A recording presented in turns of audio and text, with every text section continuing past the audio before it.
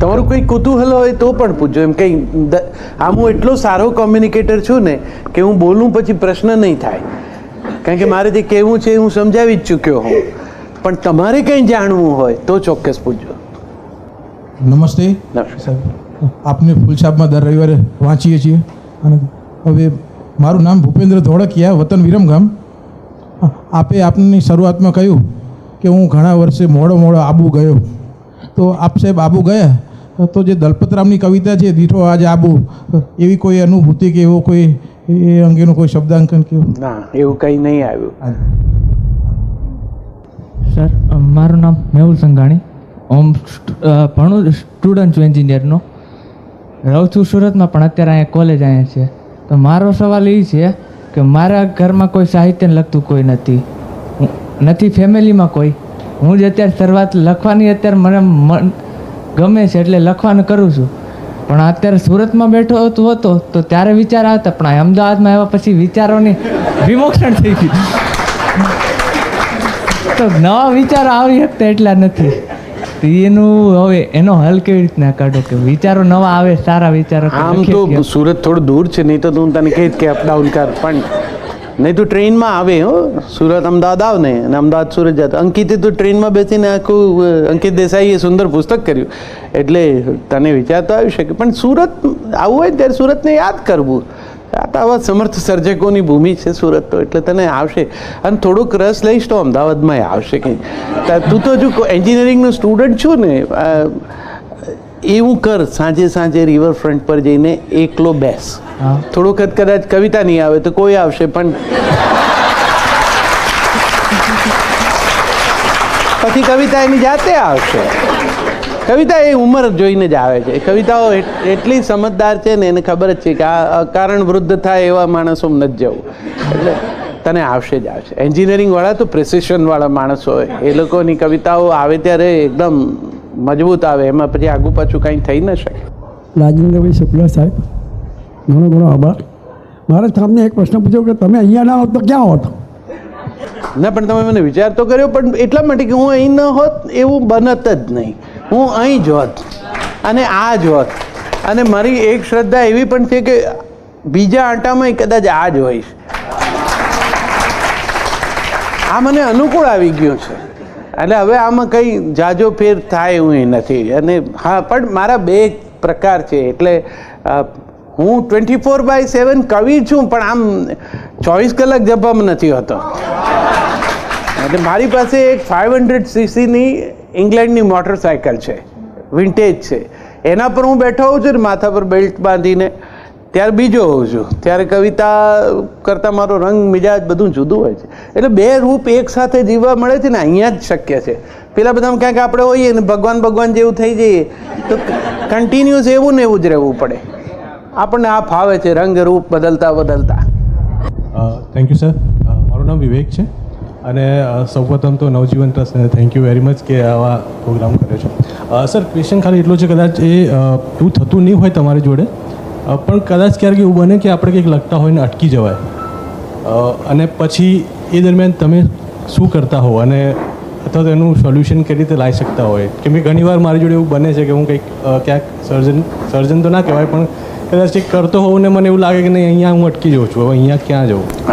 એ લોકો બહુ વિદ્વાન લોકો એને રાઇટર્સ બ્લોક એવું બધું કહે છે. પણ એવું બધું એ આપણને, એને કારણે આપણને એક આનંદ થાય કે આપણે રાઇટર છીએ, પણ એવું ન ચિંતા કરવી. બ્લોક તો એની જાતે ઓગળી જ જાય. એ થોડો સમય લેતું હશે. મૂળ શું છે કે પક્વ થતાં સમય લેતું હોય, પછી એ ધીરે ધીરે પ્રવાહી સ્વરૂપમાં આવશે ને, તો પેલા બ્લોકને તાણી જશે પોતે જ. એટલે જેટલું થાય ને એટલું લખીને મૂકી રાખવું. કેટલીક વખત એવું બને, કોઈ ગીતનું મુખડું આવે ને ત્યાં અંતરો બહુ વખત પછી આવે, એવું બને. કંઈ ન થાય, બધા કવિઓને થાય છે, એટલે એવું નથી. તમે પણ જે પ્રોઝ પોએટ્રી જે ફોર્મમાં કામ કરતા હો એમાં રાહ જોવાની, એને આવવા દેવાની. પણ આમ એ જ તો ક્ષમતા છે કે ત્યાંથી પછી ધૈર્ય શરૂ થાય છે. ના એવો, એટલે તે જ મુશ્કેલી છે કે જેવો એમાં શોર્ટકટ કે ધક્કો શોધો, એટલે એ ધક્કો એટલો બધો જોરથી હોય છે ને કે પછી એમાં કવિતા જતી રહે દૂર, પછી ધક્કો જ રહે. આખી રચના વાંચીએ એટલે ખબર પડે કે આ ધક્કા નહીં છે. હા, મારું નામ મહેશ છે.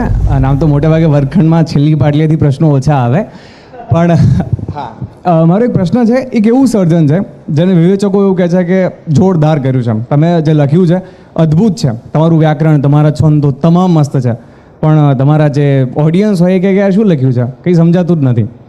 બીજું એવું એક એવું સર્જન છે જે વિવેચકો કે યાર શું લખ્યું છે કંઈ સમજાતું નથી, બહુ આમ બકવાસ છે, પણ ઓડિયન્સ કે ના યાર ખરેખર મજા આવી ગઈ, એમ અંદર સુધી આમ લાગ્યું, ફીલ થયું. તો તમે કયું પસંદ કરશો બંનેમાંથી? બીજું હું કનેક્ટ થાય એ કવિતાવાળો ગ્રુપનો છું, એટલે તમે જે કીધી એવા અનુભવમાં હું હોઉં છું. પણ મેં કીધું ને એમ જે કેટલાક ભાવુક સર્જક હોય ને એક ઉંમર હોય છે ભાવુકતાની, એ મુગ્ધતાની તો મજા છે એટલે તો કવિતા આવે જ, પણ એવી વખતે એને સિંચન ન મળે ને અને કોઈ તમને નાસીપાસ કરે તો તમને દુઃખ થાય.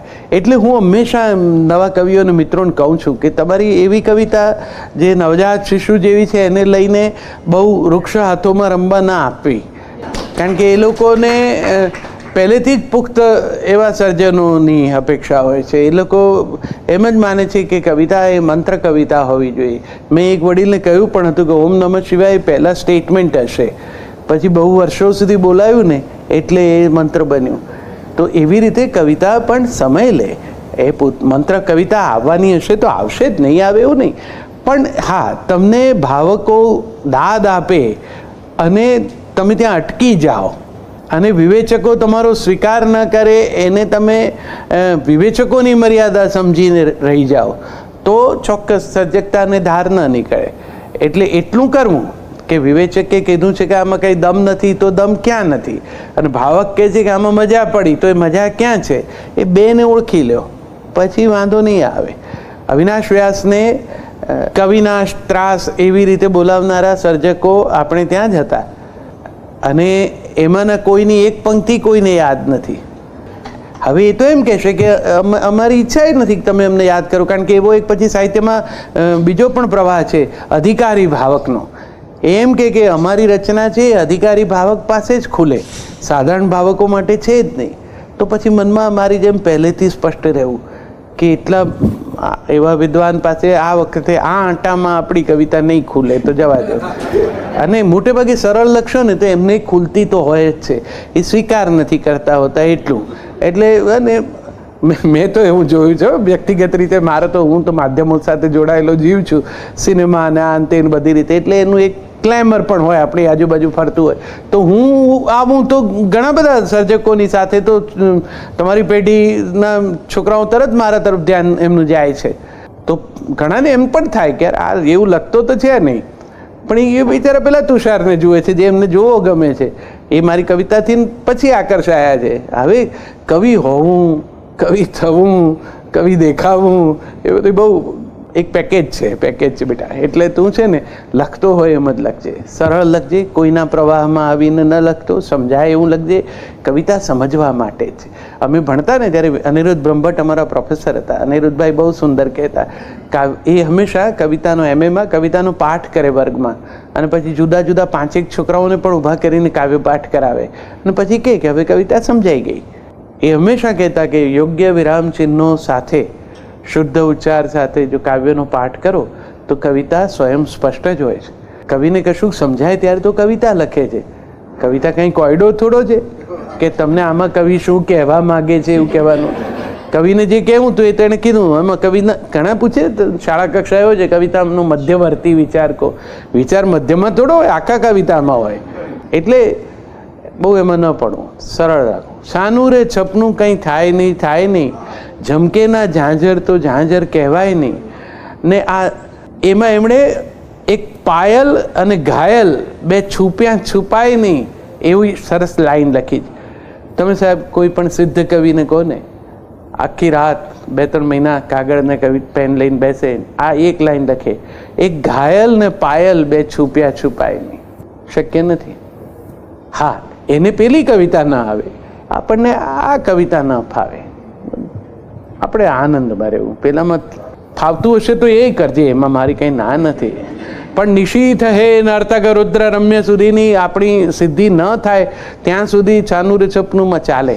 ઉમાશંકરના ઘેરે અવિનાશભાઈનું સરનામું કદાચ ન ખબર પડે પૂછીએ ને, પણ અવિનાશભાઈના ઘેર સરનામું પૂછો ઉમાશંકરભાઈનું તો ત્યાં કહેનાર મળે એટલે અવિનાશભાઈની આંગળી પકડી અને ઉમાશંકરભાઈ સુધી જવું. નમસ્કાર સર, મારું નામ પાર્થ મધુકૃષ્ણ છે.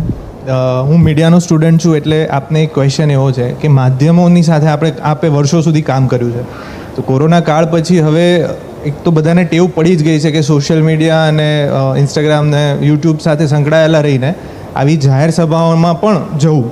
તો સર, આના આગળ ફ્યુચરમાં આપ શું જુઓ છો કે કઈ રીતે આ બંનેનું સાથ જળવાશે કે નહીં જળવાય? આ એવી જ સરસ એક શરૂઆત થઈ છે. હું આવા ઘણા બધા ઉપક્રમો જોઉં છું, છાપાઓમાં નિયમિત એને લગતી વાત જોઉં છું, કે સોશિયલ મીડિયા પર પણ જોઉં છું કે અહીંયા આજે મળવાના, આજે જ તમે કહ્યું કે શહેરમાં ઘણા બધા હશે વિશ્વ કવિતા દિન નિમિત્તે. તો આ જે વાતાવરણ ઊભું થઈ રહ્યું છે બહુ જ સુંદર થઈ રહ્યું. કવિતા સાંભળવા માટે કેવળ પોતાના શોખથી, પોતાની રુચિથી કોઈ આવે અને આવા વર્કિંગ ડેના દિવસે સાંજ પોતાની આપે, એવું જો વાતાવરણ હમણાં જ હોય અને તમારી પેઢી આવે, સૌથી વધુ આનંદ તો એ વાતનો છે. એટલે આનું ભાવિ તો સરસ છે, ઉજળું જ છે. ને અમે બહુ લાંબુ એ રીતે પણ આમાં આશા જોઈએ છે કે આમાં ભાષાને જીવાડવાની વાત જે સૌની ચિંતાનો વિષય છે ને, એ પ્રવચનોથી નહીં શક્ય બને, પણ આવા ઉપક્રમોથી શક્ય બનશે. હા, મારું નામ નિમેશ છે. સર, બે શબ્દોમાં કહું, બે લાઇનમાં કહું તો એમ કહું કે હાજરીનો જે પ્રભાવ છે એ બહુ જ જોરદાર પડે છે, અને અહીંયા જેટલાય સમયથી હું બેઠો છું મારા મગજમાં હજી કવિતાઓ ભમે છે. ખૂબ ખૂબ ધન્યવાદ, ખૂબ ખૂબ ધન્યવાદ. પહેલાં તો ઈશ્વરને કે અહીંયા મારી હાજરી છે, અને એ હાજરી માટે, તમારી હાજરી માટે, કે તમારી હાજરીથી મને ઘણી બધી ઇન્સ્પિરેશન મળી, કંઈક નવું લખવાની, કંઈક વિચારવાની, કંઈક જે ગેરસમજ હતી કવિતા વિશે, જે કંઈક અધૂર જ્ઞાન હતું, એ તમને તમારા તરફથી મને મળ્યું. બહુ જ ધન્યવાદ. Thank you. અને ફક્ત એક જ સવાલ છે કે જેમ તમે કીધું કે કવિતા એમ કહેવાય કે કેટલાય સમય સુધી બેસીએ ત્યારે જઈને આવે, એ ક્યારે પણ આવે, એવું જરૂરી નથી કે કોઈ ફોન કરીને આવી જાય, પણ તોય આમ જે સર્જન આપણે લખીએ છીએ અને જે સર્જન આપણે વ્યક્ત કરીએ છીએ, મોટે ભાગે સોશિયલ મીડિયામાં અત્યારે અમારી યુવા પેઢી કરે છે, તો એ અપેક્ષા ક્યારેય પૂરી થતી જ નથી કે કોઈ લાઈક કરે, અને કોઈ લાઈક ના કરે તો કેવું થશે. આમ એ સંદર્ભમાં તમે કંઈક કહેવા માંગશો કે એ અપેક્ષાઓ પૂરી ના થાય ને ત્યારે જે ઇન્સ્પિરેશન અમારી ઓછી થઈ જાય છે લખવાની? એનો અર્થ છે કે પેલું જે લખ્યું હતું એ એવું સાપેક્ષ હતું કે આમાં કોઈને ગમે તો આ સારું. પહેલાં તો તમને ગમ્યું એમ એટલે લખ્યું, એટલે તમારો આનંદ શરૂ થઈ ગયો અને એના પૂરતો તમને સંપૂર્ણ આનંદ થઈ પણ ગયો. હવે કોઈને ગમે, કોઈને નહીં ગમે, કોઈએ વાંચી હોય, કોઈ આનું કંઈ કહે છે અલ્ગોરિધમ એવું હોય છે કે તમને ચાહનારા હોય એના ભાગમાં જોવાની જ ના આવી હોય, તો એવું બને કે તમને એમ થાય કેમ કોઈ કહેતું નથી, પણ એને બિચારાએ જોયું જ ના હોય, એમ પણ બને. એટલે એવું બહુ અરક્ષોક મનમાં ન રાખો, અને ધ્યાન સરસ વાત હોય ને તો એના તરફ આજ નહીં તો કાલ ધ્યાન જાય જ છે. અને હવે તો આ બધા માધ્યમો એટલા બધા આવી ગયા જુદે જુદે ઠેકાણે, પણ કોઈ જોશે ને કોઈ દાદ દેશે ને સહજ છે, ઈચ્છા તો થાય જ, ભાવ છે તો પ્રતિભાવનું મન તો થાય, એમાં એક ઉંમરે તો વિશેષ થાય, પણ છતાંય બહુ એમાં નહીં બંધાઈ જતા, નહીં તો લખશો નહીં પછી.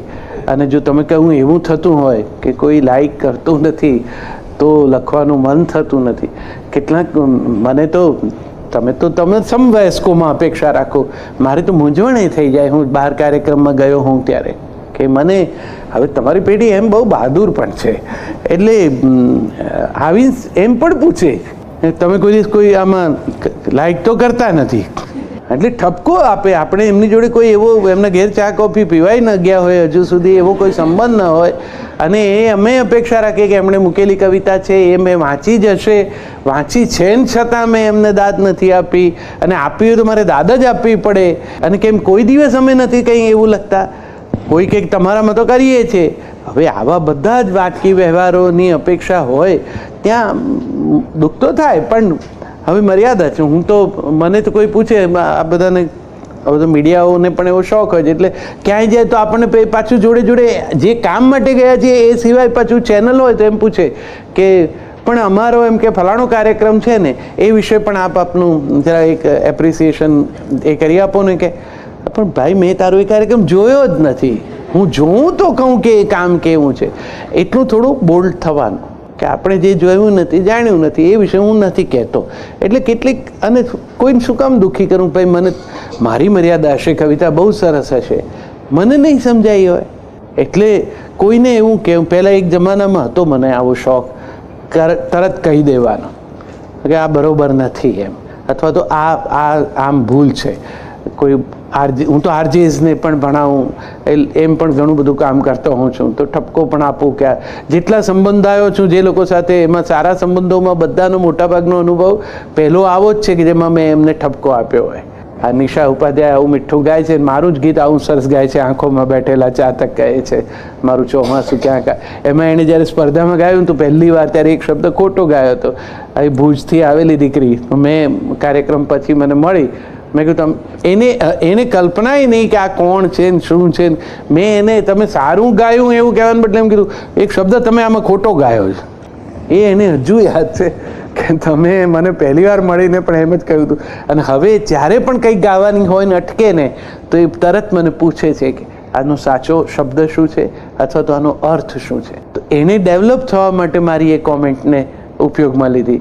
કેટલાક લોકોને ગમતું નથી, એપ્રિસિએશનની જ અપેક્ષા હોય, એમને ઓછું આવે.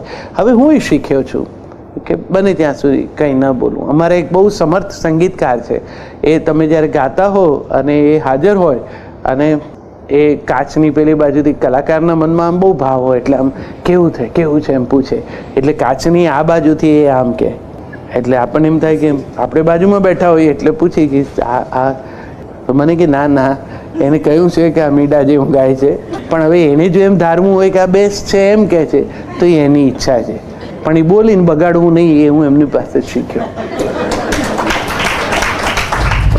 એ બીજો એક ક્વેશ્ચન છે કે હજી જે અત્યારે ટાઈમ છે, અત્યારે સમય જે છે, તો હવે કયું એક માધ્યમ સારું કે જ્યાં પોતાની જે સર્જન છે એ વ્યક્ત કરી શકાય એમ? હા, સોશિયલ મીડિયા. સોશિયલ મીડિયામાં કયું સર? YouTube, Instagram? કોઈ મને પોતાને બહુ માહિતી નથી, મને મારા દીકરાએ જે કરાવી આપ્યું છે આમાં એ જ છે.